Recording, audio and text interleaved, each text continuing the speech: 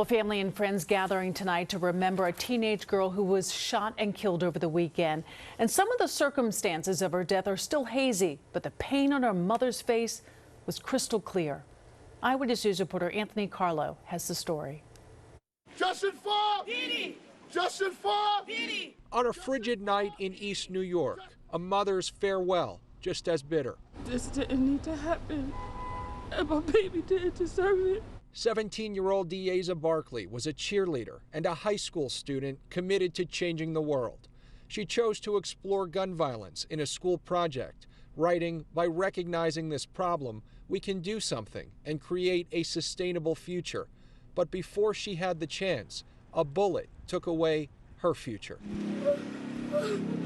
crushing all who knew her. To lose her to the very thing that she wanted to bring awareness to is like a triple heartbreak. Last Saturday, Deaza was at a friend's house in Queens, a 16-year-old boy who's now charged with manslaughter and criminal possession of a weapon.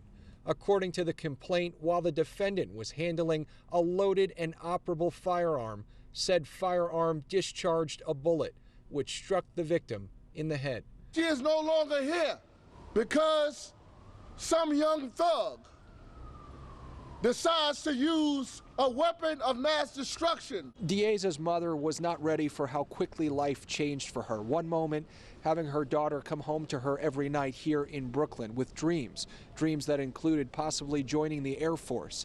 The next moment, not having her daughter at all. She was torn at the moment between college first or the Air Force. Investigators are looking into who owned the gun used in Deaza's killing. The serial number was scratched off, which can make it harder to trace. Just last month, the city celebrated the milestone of more than 20,000 guns taken off the streets under the Adams administration. In the last 3 years, gun arrests were up over 8%. But the numbers don't tell the whole story. Just ask Deaza's mom. I just never thought that her name would become another victim to it.